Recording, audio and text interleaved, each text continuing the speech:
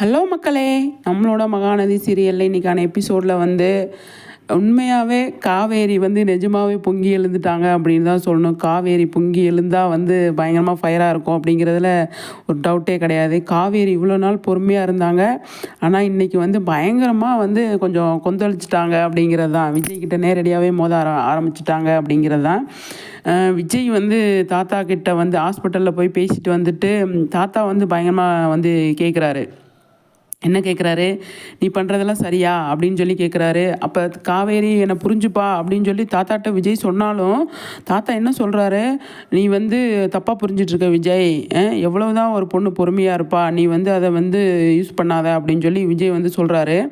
இல்லை தாத்தா, நான் போய் காவேரிகிட்ட கண்டிப்பாக பேசுவேன் அப்படின்னு சொல்லிட்டு காவேரிக்கிட்ட வர்றப்ப காவேரி கோவமாக இருக்காங்க. காவேரி என்னடா இப்படி பண்ணுறாங்க அப்படின்னு சொல்லும்போது ஹாஸ்பிட்டல் போயிட்டு டாக்டர்கிட்ட பேசினேன் அப்படின்னு சொல்லுமே காவேரி கோவம் வந்துடுச்சு. இன்றைக்கான எபிசோடில் நிஜமாகவே காவேரி பயங்கரமாக கொந்தளிச்சிட்டாங்க அப்படிங்கிறதான். அக்ரிமெண்ட்டு நீங்கள் என்னை அனுப்புறதுக்காக தான் பிளான் பண்ணி அக்ரிமெண்ட்டில் கையெழுத்து வாங்கினீங்க, ஆஃபீஸ்க்கு வர வேணான்னு சொன்னீங்க, நிறைய விஷயங்கள் பண்ணியிருக்கீங்க. அப்போ என்னை வீட்டை விட்டு துரத்தணும்னு முடிவு பண்ணிட்டீங்க. அப்போ பழைய லவ் உங்களுக்கு மனசுக்குள்ளே இருக்குது, என்னை துரத்தி விட்டுட்டு அவளோட வாழணும்னு நீங்கள் முடிவு பண்ணிட்டீங்க அப்படின்னு சொல்லி காவேரி பயங்கரமாக சத்தம் போடுறாங்க. அப்போ விஜய்க்கு கோவம் வந்துடுது. விஜய் உடச்சி அந்த இடத்துல பேசாமல் விட்டுறாரு, அமைதியாக இருந்துடுறாரு. அது என்னத்துக்கு நீங்கள் சர்ப்ரைஸ் பண்ணுறேன்னு சொல்லிட்டு இந்த மாதிரி பிரச்சனையெல்லாம் தலையில் தூக்கி போட்டுக்கிறீங்க விஜய் அப்படிங்கிற மாதிரி தான் இருந்தது.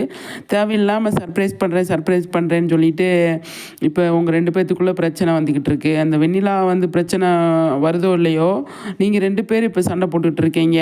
அதை ராகினி வேடிக்கை பார்க்குற மாதிரி ஆயிடுச்சு. ஏன் விஜய் இப்படி பண்ணுறீங்க, உங்களுக்கு மனம் உடைச்சல் அப்படிங்கிற மாதிரி இருக்குது. என்ன பண்ணுறது, அவர் ஒன்றும் பண்ண முடியாது. டைரக்டர் சொல்கிறத அவர் பண்ணுறாரு அப்படிங்கிற மைண்ட் செட்டுக்கு நம்ம வந்தாலுமே, ஆனால் விஜய் நிறைய விஷயங்களை சர்ப்ரைஸ் பண்ணணும் அப்படின்னு சொல்லிட்டு எல்லாத்தையுமே காவேரிக்கிட்ட மறைச்சிட்டாரு. எதுவுமே சொல்லாமல் காவேரி இந்த ஒரு விஷயத்தை பற்றி கேட்க வராங்க. ஒரு எக்ஸாம்பிள் என்னென்னா, ஒரு உதாரணத்துக்கு நம்ம கையெழுத்து போட்ட விஷயத்த எதுக்கு கையெழுத்து போட என்கிட்ட வாங்குறீங்க அப்படின்னு சொன்னால், நீ அக்ரிமெண்ட்டை பற்றி இல்லை, நீ ஒரு வேறு விஷயத்துக்கு, நீ ஒன்றும் தப்பாக நினைக்காத, ஆஃபீஸ் விஷயமா வாங்குகிறேன் அப்படின்னு சொல்லியிருந்தா கூட கம்முன்னு இருந்திருப்பாங்க காவேரி. எல்லாத்துலேயுமே பயங்கரமாக சர்ப்ரைஸ் பண்ணுறேன்ட்டு காவேரி வெறுப்பேற்றுற மாதிரியே இருந்தது. இப்போ ப்ரொமோவில் பார்த்தது கூட பார்த்தீங்க அப்படின்னா, நம்ம நாளைக்கு வெட்டிங் டே, நான் உன்னை வெளியில் கூப்பிட்டு போகணுன்னு நினைக்கிறேன், எங்கேயாவது டூர் போகலாம், எங்கேயாவது போகலாம் அப்படின்னு சொல்லியிருந்தா கூட காவேரி சந்தோஷமாக கிளம்பியிருப்பாங்க. நான் 1 வருஷம் ஆச்சு, நீ பூரா சட்டிப்பட்டியெல்லாம் கட்டிக்கிட்டு கிளம்பு அப்படிங்கிற மாதிரி ஒரு இதில் சொன்னதுனால அவங்க பயங்கரமாக ஃபீல் பண்ணுறாங்க இல்லையா. அந்த சுச்சுவேஷன் இருக்குது. ஏன் விஜய் இப்படி பண்ணுறீங்க, நிஜமாகவே விஜய் மேலே எனக்கு கொஞ்சம் கோவம் தான். ஏன் அப்படின்னா, சர்ப்ரைஸை உடச்சி பேசுங்க. இல்லை, நீ நினைக்கிற மாதிரி இல்லை காவேரி, இதுதான் மேட்ரு அப்படின்னு சொல்லி பேசுனா அது பிரச்சனை கிடையாது. அது பேசுகிறதுக்கு எப்போ கிடைக்குமோ டைம் தெரியல. ஆனால் காவேரி வீட்டை விட்டு போகிறது வரை அந்த பேச்சு வராது. விஜய் காவேரியும் உட்காந்து பேச மாட்டாங்க.